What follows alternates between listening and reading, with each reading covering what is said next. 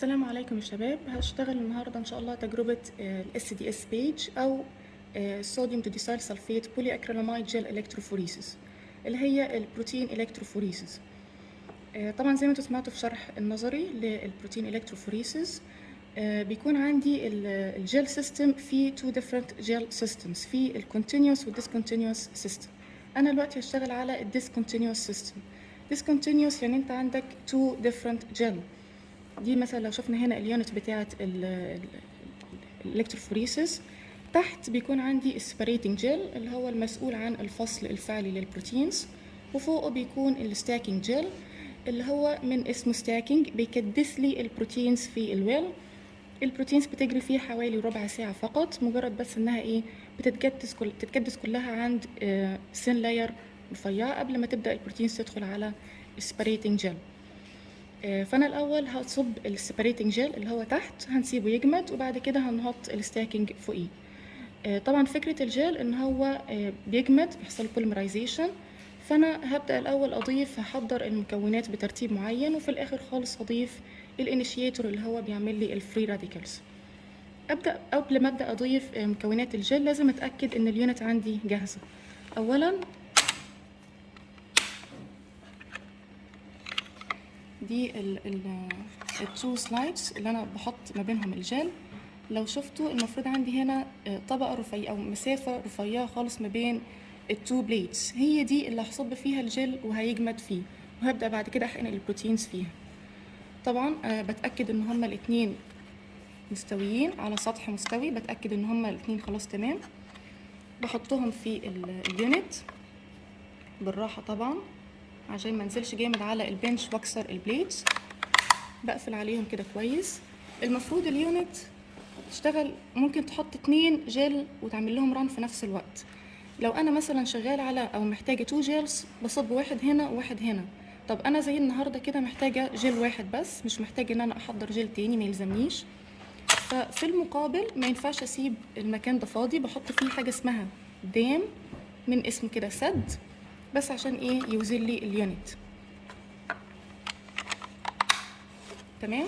برضو خلاص انا كده اتاكدت ان هو مظبوط. برضو انا مش هصب الجل فيه على طول، المفروض ان انا هنقله، هوقفه هنا، هوقف اليونت هنا،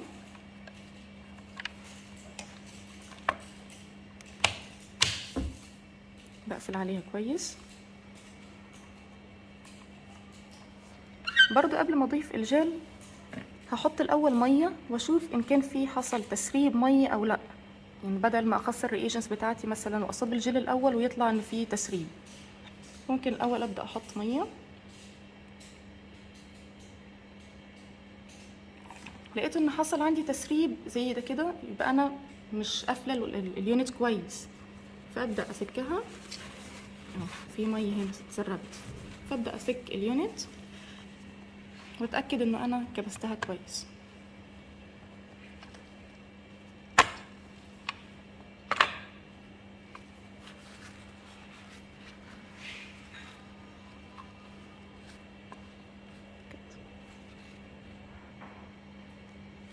خلاص كده ظبطت اليونت بتاعتي، حطيت الميه واتاكدت ان مفيش تسريب.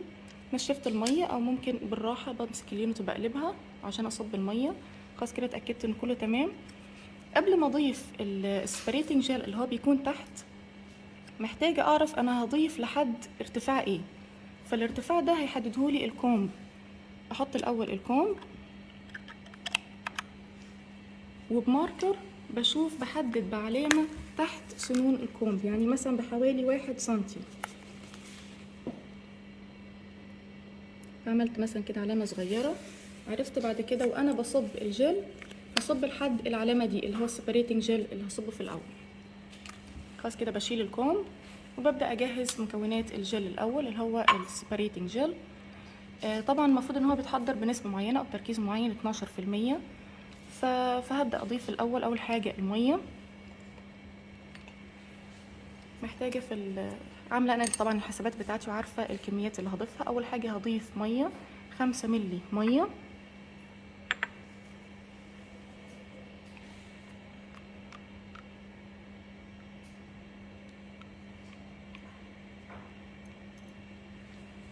بعد كده هحتاج اضيف 6 مللي من اكريلاميد، بس اكريلاميد اللي هو طبعا الاكريلاميد اللي هو المونومر اللي بيكون لي الجل بيحصل له بوليمرايزيشن، والبيس اكريلاميد اللي هو الكروس لينكينج ايجنت اللي هيرتبط بعد كده او يربط لي سلاسل الاكريلاميد فيكون لي نت ستراكشر. ده كده الميكسشر بتاع الاكريلاميد بيس اكريلاميد. طبعا التعامل معاه لازم يكون بحذر لانه توكسيك، فطبعا لازم اكون لابسه جلوفز، واحاول برضو ان انا ما اقربش منه ما اشمهوش.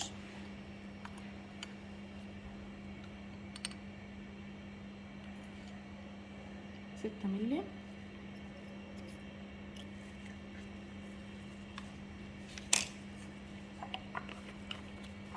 هحتاج بعد كده اضيف 3 مللي و75 مايكروليتر من التريس. تريس بتركيز 1.5 ملي مولر.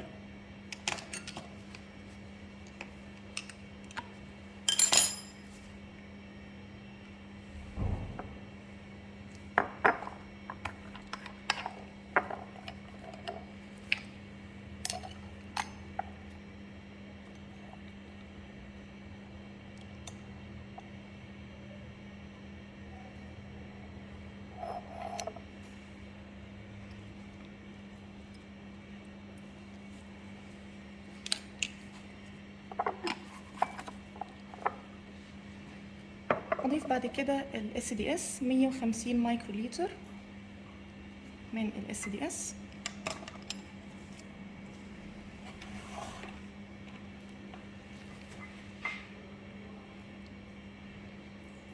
كده ضفت ال SDS. كده انا ضفت اعتبر كل المكونات. فاضل بقى ايه؟ طبعا لحد دلوقتي مش هيحصل بوليمرايزيشن والجل مش هيجمد. اول ما اضيف التمد والامونيوم بيرسلفيت هتبدا عمليه البوليمرايزيشن. طبعا التمد اللي هو الكاتاليست اللي هيكسر لي الامونيوم بيرسلفيت ويحوله لفري راديكال. يبدا الفري راديكال بتاع الامونيوم بيرسلفيت يعمل انيشاليزيشن لعمليه البوليمرايزيشن ويبدا الجل يجمد على طول. فلحظه ما اضيف الاثنين دول الجل هيجمد على طول. طبعا عمليه البوليمرايزيشن لازم تتم في غياب الاكسجين، لان الاكسجين هيوقف الفري راديكالز فمش هيحصل بوليمرايزيشن.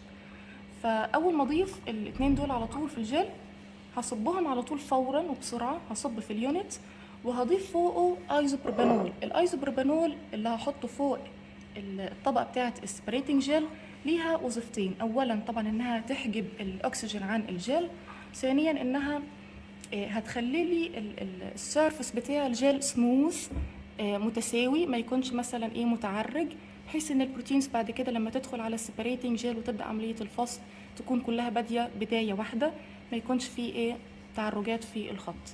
نبدا على طول اهو نضيف التمد. التمد المفروض ان انا هضيفه 7.5 مايكروليتر.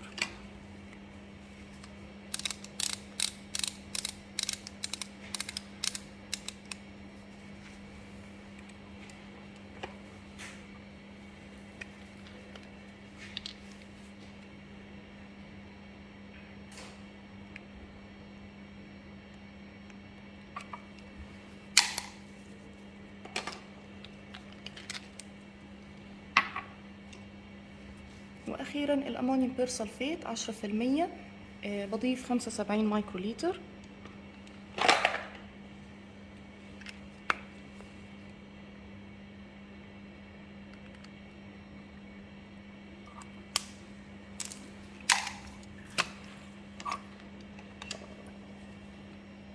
بسرعه بسحب الجل. ببدا اضيف لحد ما اوصل للمارك اللي انا معلماه.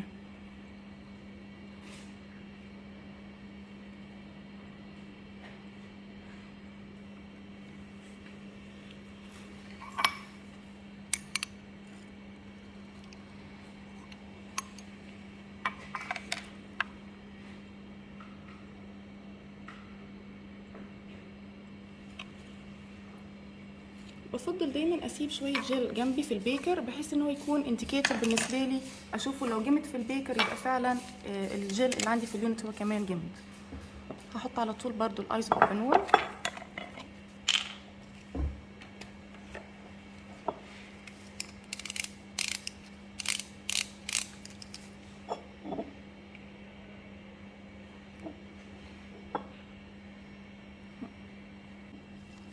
دلوقتي بعد ما صبيت الجل بتاعي السبريتنج اللي تحت وحطيت فوقيه طبقة الايزوبروبانول، لو بصيتوا هنا المفروض الجل بتاعي واقف لحد العلامة، اما المحلول اللي فوقيه ده اللي هو الايزوبروبانول زي ما قلت لكم الفايدة بتاعته كانت ايه. برضو البيكر بتاعي بسيب فيه شوية جل هنا ومغطيهم عشان امنع الاكسجين عنه، بيكون انديكاتور بالنسبة لي، بشوف الجل الباقي اللي في البيكر هل جمد ولا لا. برضو المصة اللي انا صبيت بيها الجل لازم اشطفها على طول بسرعة، لان الجل ممكن يجمد فيها وبعد كده مش هعرف ان انا استعملها. بسيب الجل بتاعي وقته براحته، مثلا 45 دقيقة او نص ساعة على حسب. لما اشوف الجل جمد في البيكر خلاص بعرف ان الجل اللي هنا جمد، هبدأ اسحب طبقة الايزوبروبانول اللي فوق وهصب بعدها الستاكينج جل. تمام كده يا شباب، بعد ما فات الوقت حوالي نص ساعة الجل بتاعي جمد. طبعا انا شفت كان الباقي اللي عندي في البيكر شفت ان هو جمد واتأكدت. كمان لو جيت تبص هنا لو هميل اليونت هتلاحظ ان الايزوبروبانول هو اللي اتحرك، لكن سطح الجل اهو ثابت معايا من هنا. خلاص انا كده اتأكدت ان الجل تمام. هبدأ بقى اعمل ايه، هشيل الايزوبروبانول اللي فوق ده، ممكن بالراحة كده بمنديل هسحبه.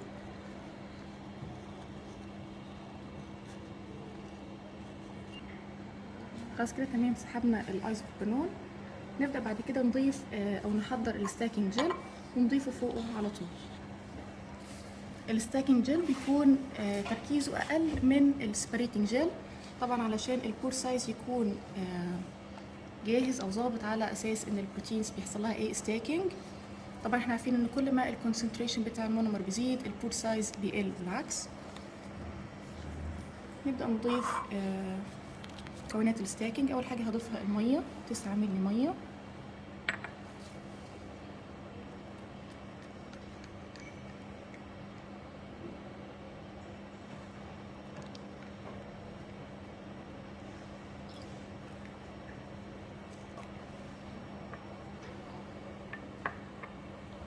هحط 2 مللي من الاكريلاميد بس اكريلاميد ميكستشر.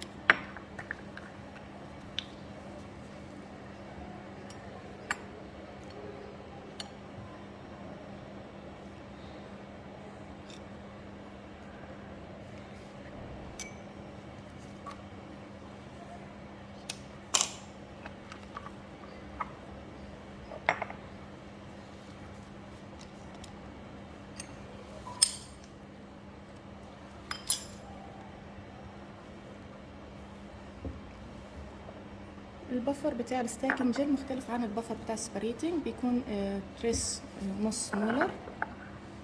طبعا البي اتش برضو بتاعته متغيرة.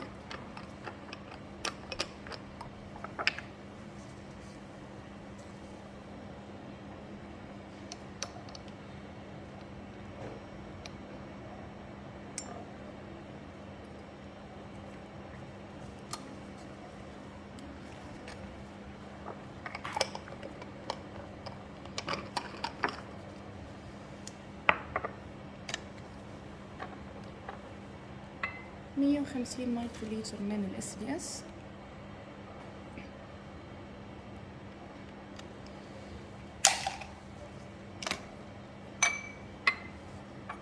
كده برضو ايه واقفة على خطوة التمد والامونيوم بيرسلفيت، وزي ما اتفقنا ان التمد كاتاليست هو اللي بيكسر الامونيوم بيرسلفيت بيحوله لفري راديكال، يبدا الامونيوم بيرسلفيت يعمل انيشيشن لعملية البوليمرايزيشن. فلحظة ما اضيف الاتنين دول تبدأ على طول البوليمرايزيشن في الجل.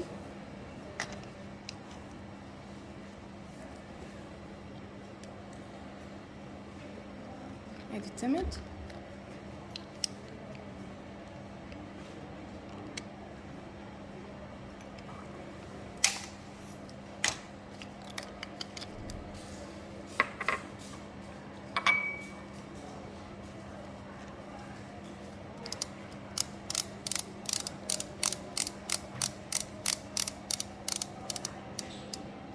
خمسة وسبعين مايكرو لتر من الامونيوم بيرسلفيت.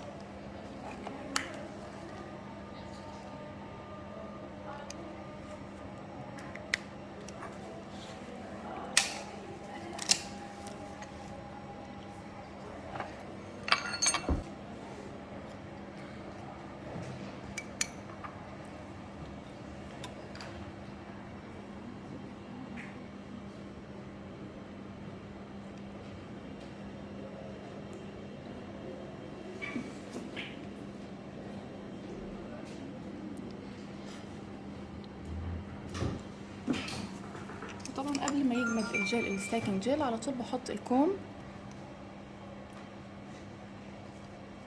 وبسيبه يجمد، ياخد الوطايه بتاعته ان شاء الله تقريبا حوالي نص ساعه يجمد وبنرجع نشيل الكوم. دلوقتي خلاص اتاكدت ان الستاكينج جل جمد وبقت اليونت عندي جاهزه. هبدا اجهز العينات البروتينز بتاعتي. انا عندي عينتين بروتين.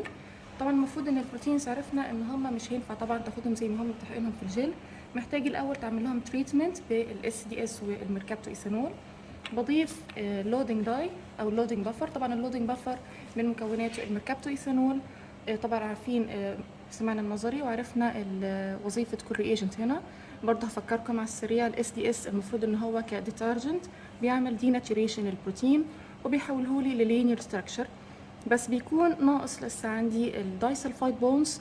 يجي هنا بقى دور البيتا ميركابتو ايثانول، هو اللي بيكسر الدايسلفايد بونز او تحديدا بيعمل لهم ريدكشن، فبيحول لي البروتينز الى لينير ستراكشر. طبعا الدايسلفايد سمول دي بتكون موجوده في التيرشر والكوترن ستراكشرز اوف بروتينز. طبعا اللون ده جاي نتيجه ان احنا حاطين تراكنج داي اللي هي البروموفين البلو. فانا دلوقتي محتاجه ان انا بعمل ميكس ما بين السامبل واللودنج داي بنسب معينه. هبدا احضر الميكس ده، وطبعا بعد ما بعمله المفروض ان انا بحطهم في حمام ميه لمده 5 دقائق فقط علشان الاس دي اس يشتغل كويس على البروتين ويعمل له ديناتوريشن. هبدا اضيف اسحب من السامبل. طبعا عملت حساباتي تركيز البروتين الموجود في السامبل، وعرفت انا محتاج اسحب قد ايه من السامبل علشان احصل على فاينل فوليوم من البروتين يكون معايا 30 مايكرو جرام بير ويل. يعني لما اجي احقن بعد كده العينه بتاعتي في الجل، كل ويل هتحتوي على 30 مايكرو جرام من البروتين. فبالنسبه للعينه بتاعتي دي عرفت ان انا عشان احصل منها على 30 مايكرو جرام محتاج ان انا اسحب منها 12 ملي 12 مايكرو لتر سوري.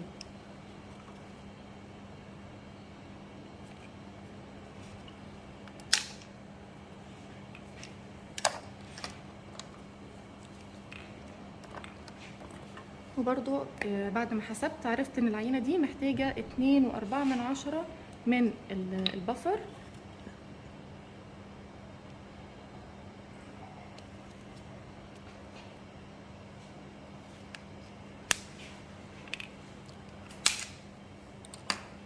بالنسبه للعينه الثانيه المفروض اخد منها 15 مايكرو لتر. برضو بعد ما حسبت تركيز البروتين في العينه دي عرفت ان انا محتاج اسحب منها 15 مايكرو لتر علشان احصل على 30 مايكرو جرام بير ويل.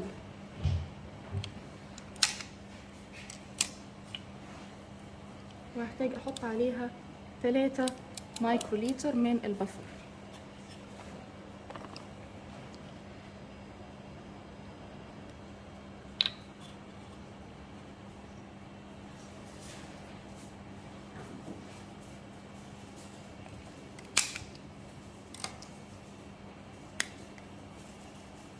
خلاص بعد ما ضفت السامبلز على السامبل بفر هضيفه في حمام ميه يعني 97 درجه سيليزيه لمده 5 دقائق.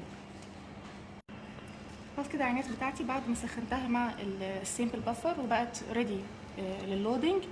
هبدا بقى ايه اطلع اليونت. طبعا الكوم مكانه لسه ما شلتهوش.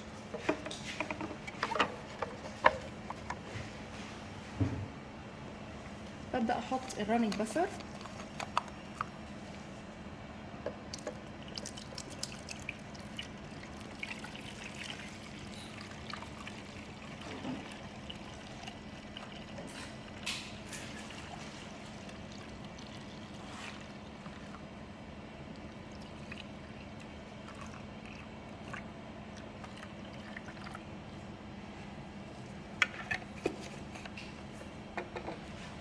دلوقتي اللي اقدر ان انا اشيل الكوم.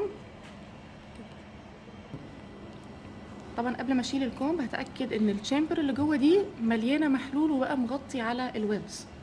ان انا لما اشيل الكوم لازم ما اشيلوش في الهواء، لازم اتاكد ان البفر اللي جوه واصل للويبس.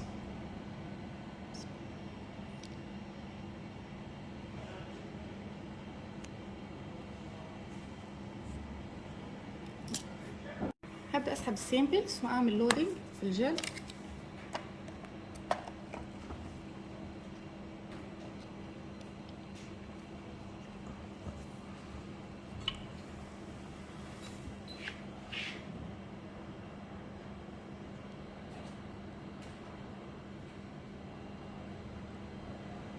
دي كده اول عينة.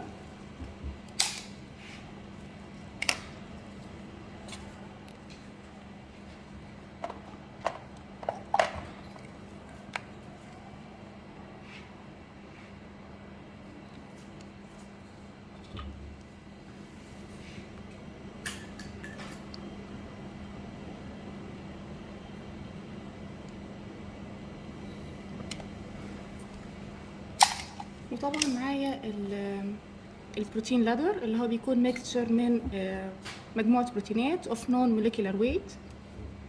فأنا بقارن بعد كده في الآخر العينات بتاعتي باللادر، ومنها بقدر أعرف الموليكولار ويت بتاع البروتينز اللي اتفصلت بتاعتي في العينة.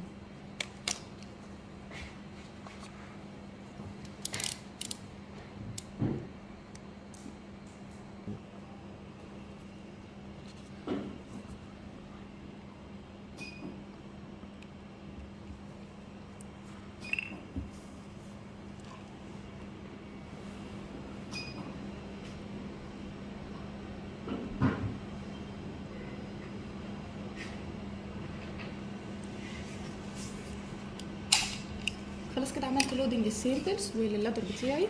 هبدأ أوصل التيار الكهربي. طبعا بتأكد إن الأسود عند الأسود والأحمر عند الأحمر.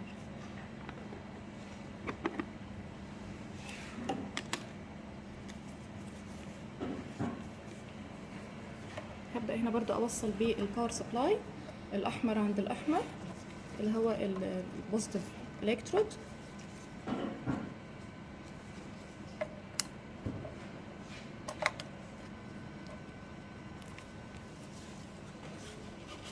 المفروض ان انا ظبطاها عند 50 فولت لمده ربع ساعه فقط. في الاول لمده ربع ساعه البروتينز هتعمل ران في الستاكينج جيل. بعد ربع ساعه هبدا اظبط السيتنج على 150 فولت لمده 45 دقيقه، وهنا البروتينز هتكون دخلت في السيبريتنج جيل وتبدا يحصل لها عمليه سيبريشن في الجيل اللي تحت. خلاص كده الوقت وقف. هبدا بقى اشيل افصل الكهرباء.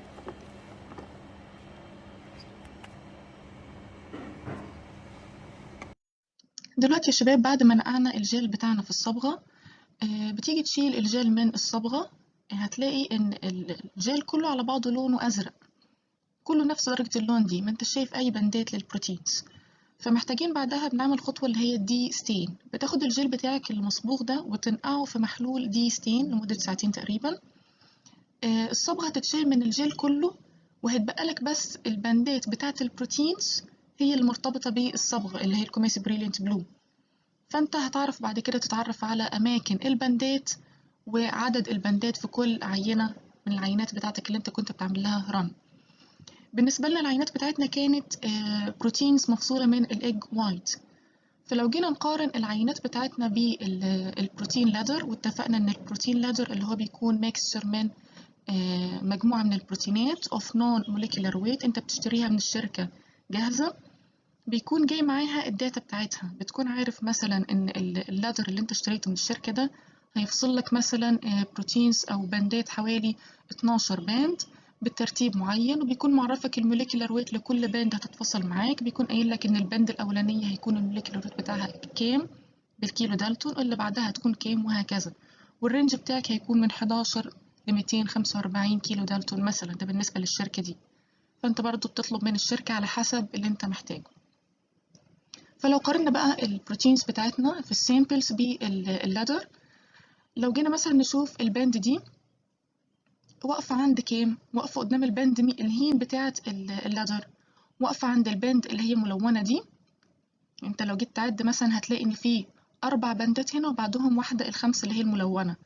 فدي مثلا الداتا اللي جاية مع اللادر، فعلا هتلاقي ان عندك 4 باندات وبعديهم الخمسة ملونة. فبيقول لك ان الملونة دي الموليكيولار ويت بتاعها 75 كيلو دالتون. فانت الباند بتاعتك دي بتاعت السامبلز واقفة عند ايه؟ واقفة قصاد الباند ال5 من اللادر الملونة دي اللي هي الموليكيولر ويت بتاعها 75. يبقى البروتين ده بتاعك في السامبل الموليكيولر ويت بتاعه 75. ما هو هيمشي نفس المسافة يبقى له نفس الموليكيولر ويت. طيب بياض البيض، انت لو جيت تدور على النت تبحث على النت وتشوف مكونات او البروتينز الموجودة في بياض البيض، هتعرف البروتينز اسمائهم ايه، النسب بتاعتهم، وطبعا الموليكيولر ويت بتاع البروتينز دي بيكون documented ابحاث قبل كده. فالترانسفيرين الموجود في بياض البيض معروف ان الموليكيولر ويت بتاعه 76. ففعلا 76 واقف عند الباند اللي هي 75 تكاد تكون يعني هيها من اللدر. فخلاص انا كده عرفت البروتين ده اللي هو مين. برضو بالنسبة للباند العريض قوي دي، طبعا عرض الباند بيدل على ايه، كمية البروتين اللي موجود. معروف ان الالبومين نسبته او نسبته من التوتال بروتينز اللي موجودة في بياض البيض هو 54%. يعني نص البروتينات الموجودة في بياض البيض هي عبارة عن ايه، البومين. فكده هتلاقي ان عرض الباند كبيرة جدا. ولكن الباند دي لو جيت تشوف هي واقفة عند ايه، تكاد تكون واقفة عند الباند دي من اللدر اللي هي الموليكيولات بتاعتها كام، 48 كيلو دالتون. طيب من المعروف ان الالبومين في بياض البيض الموليكيولات بتاعه كام، 45 كيلو دالتون. ففعلا قريبة منها او تكاد تكون تحتها بشوية لان هي اصغر. وطبعا عارفين ان كل ما كان الموليكيولار ويت اقل كل ما الموليكيول هيعرف انه يمشي مسافة اسرع، اقل في الوزن فيتحرك اسرع هيمشي مسافة اطول.